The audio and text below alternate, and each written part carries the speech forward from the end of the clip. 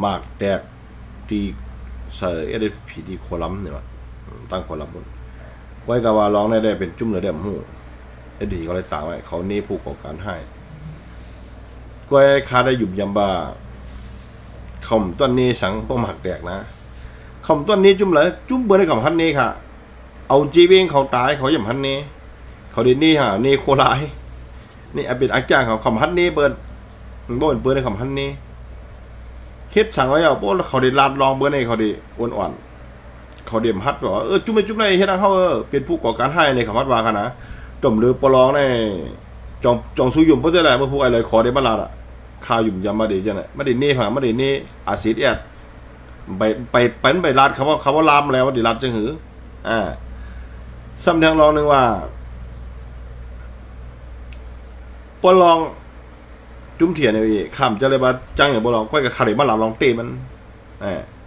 เฮ็ดสั่งอะไรคำพันนี้เบิ่นเฮ็ดสั่งคำพันวาเบิ่นว่านั้น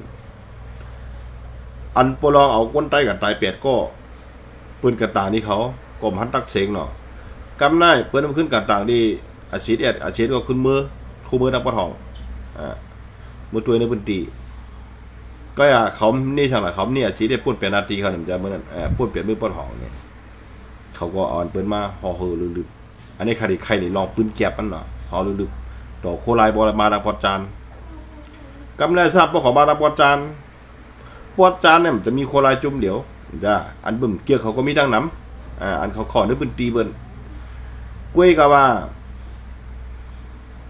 โอ้เปลี่ยนสังมากก็ย่อมาแตกมากก็ย่อเปลี่ยนร่องดีโดนมาปล่อยใส่เขาก็ย่อผมใจตั้งมือเป้งก่อนนั่นน่ะเขาจังนี่ผ่าเขานี่เขาดื่มนี่เบิ้ลเป็นเพอได้เขาก็มาหู้ก้อยกับเขาดีนี่โคไลจุ่มเดี๋ยวเฮ็ดฉลาดในคอร์สเปลี่ยนโคไลก็เบิกเขายามเป้โคไลมายามเป้เนี่ยมันจะมาลีโอลีใจยามดียงยองน้ำใจเขานะก็บอกว่าเขาอ่อนไปมา3-4จุ่มมาตึกจุ่มเดียวจ้าอันนั้นมันดี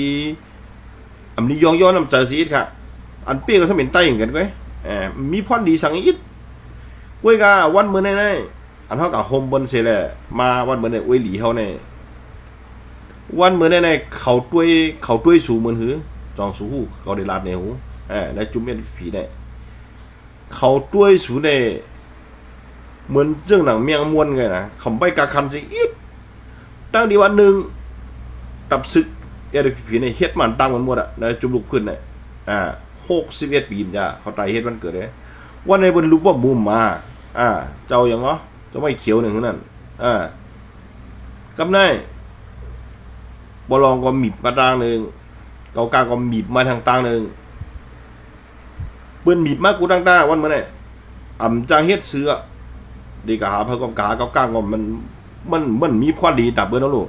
เปิ้นไล่อันเปิ้นหลัวน่ะกำได้เปิ้นชั่วเฮาผิดกันนี่ก็เผื่อเฮาเปิ้นชั่วเฮาแล้วก็เปิ้นได้ลืมเขาไปแล้วก็ได้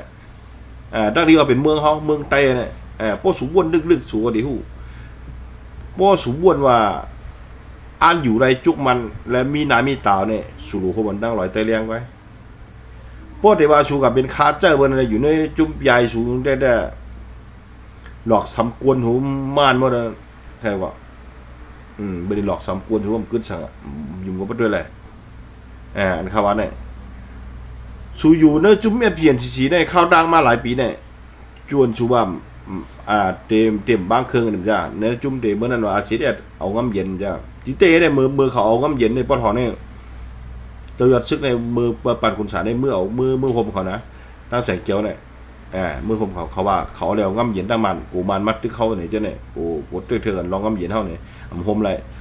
กำไรเขาเนี่ยยอดซึกเอาNCAเขากับโฮมเบิร์นเอาสมไรทางหลังวันเนี่ยปอทองก็ยุ่มได้2เข้ากันก็เลยมีปัญหากันข่าวแห้งมาไต่กันถูกวันเหมือนไอ้ซ้ำปืนมีเหมือนเงี้ยอันเขาจ้างกับโฮมเพอได้เขาหาขางวันนั้นแหละขางในมือเขามาให้อย่างต่อสู้มือเขามาในเขาว่าโป๊กของพวกมองเขาต่างวิโยตรงนะเขาเหยียบกองเหยียบมองจอมผิวไตพลาวัดว่าอารามเขาใครอย่างก็เห็นเมื่อขี่เฉยว่าเมื่อเหยียบเนื้อโหพลาเนื้อกองมูมาเมื่อทุบปอลองในเพราะเป็นคนไตเป็นพุทธภาษาได้โป้งเหมือนในชัวมาเฮ็ดเป็นไต้ก่อสู่ว่าถามได้รู้ด้วยด้านเขาเฮ็ดในเขาดับยำพิงทุ่งจื้อคือไต้เขาเขาอ่านมัดเขาเป็นอุ้ยหลีเขาว่านั้น มีวันครับเขามีวันมาเท่าเป็นอุ้ยดีวันเมื่อในจุ่มแอปจีสูก็เป็นคนออกลิกมาว่าเผยก็เฮ็ดตักจุ่มหมดจุ่มมันเปิ้นหิมเอาเมืองใต้เนี่ยเหมือนเรื่องเปิ้นหิมเนื้อยองแหงอะไรวันเมื่อเนี่ยเปิ้นก็เถือกับปลาเราเนี่ย1 วัดก้อยกับสีส้มสูส้มตึกเรียนจำกวนบ่หนูตึกกับจอมฮอบ่ฮอก้อยเหมือนเปิ้นปาดเนื้อปาดถือเล่นแน่สุ่มอีหลูลูกเมกวนเมืองใต้อันเป็นตะเปสูนั่นน่ะสุ่มอีหลูอันเปิ้นเอาอันสัวลูกเอาลานนึงกว่านั้นสุ่มหันถึงบ่เฮาใจบ่มีกวนเมืองใต้ดิตัวเฮาจึงวันเมื่อเนี่ยพุ่งตะโกนสู่เฮ็ดมาใน61 ปีวันเมื่อเนี่ยมันกึดซะย้อนเบอร์เฮ็ดสังหลานี่ย้อนเบอร์ว่าชูกาอยู่ปุ้มปึงหมเงาเปิ้นหน้าปนตีมันปึงเปิ้นไอ้ยุ่มเปิ้นอะไรเฮ็ดให้เดี๋ยวเจอคือตัวเก่ากำลืนมาก็ตัวเก่าก็ผู้ว่าพิษเจ้านี่ก็อ่ำจางหวนแหละแต่ก็เลยกว่าจอมเปิ้นไว้แต่ก็เลยเป็นตะเปโจเปิ้นก็ไว้ผู้ว่าพิษเจ้านี่ไว้ผมแหละไว้กับมันไหลสังว่าสูวนไหลเข้าไปตกลื่นค่ะมาโฮมมันไหลเตเลี้ยงเลยสังว่าโฮมกันในจุ่มเจ้านั้นฮับตักเสียงค่ะโทรมาเสียงไหลเตเลี้ยงเอาโทรมาได้ป้อนห้องสุกปัจจาทั้งเขากันเขาหากันอะไรมันง่ายๆอุบอะไรล่ะสิพวกเขาพร้อมกันคนเมืองก็ปั่นแห้งครับเพราะว่าสูบมาโฮมอะไรอาเซียนโฮมนี่ก็คนเมืองนี่เต็บจะเห็นใจว่าย้อนเบอร์จุ่มในก็ไอ้อันโฮมอันนั้นร้อยแต่เลี้ยงพร้อมโฮมแต่สิก้อยก็ว่ามีดีสูไว้เฮ็ดช่างลานี่ก็เบอร์ว่ามันเต็บจะเห็นใจอะไรคนหลงในจุ่มปาติมาจุ่มใต้แต่ที่ว่ามาโฮมกันนั่นวันเมื่อในพ่อสูวาดีอันต่อสู้ในจุ่มเดียวที่ก็สูเป้เบิ้นไรหรอวันเมื่อในพ่อสูตึกปลองตึกเขาก้าวว่าพี่ใหญ่สูพี่ใหญ่สวยตุ่งย่านมันก่อมจอยสูยังสูไรก็บอกว่ามันที่อย่างไรนี่มันหลอกใจสูมาปอมันแค่เพียวมาแล้วก็ไรมันแค่บีบมาแล้วก็ไรวันท้ายนี่มันเดี๋ยวเอาวันเดี๋ยวเฮิงไรนี่ก็ไรเพราะมันแค่เฮ็ดนะมันตุกในมือมันหมักไม่ตุกในมือลิงวันเมื่อเนี่ยอยู่ในองค์มือเป็นมันที่อย่างก็ไรเฮ็ดสาหร่ายวันเมื่อเนี่ยก็หาคางว่ะตางกามันก็มันตางกามเจอเขาลูกหาคางกับเขาล็อกบนแทงไงพอเจออะไรบนดินหลอกแทงก็ไม่ได้แทงที่ในวันให้มันขึ้นก่อนนะบอสสูบนจะไหนว่วนดีลีวันเมื่อไหร่ลอยเตะเลี้ยลื่นหับมือไปหับอยู่ว่าสังวาสูพร้อมเนี่ยเดี๋ยวพร้อมกันวนเมืองก็ปั่นแห้งสูเต็มตี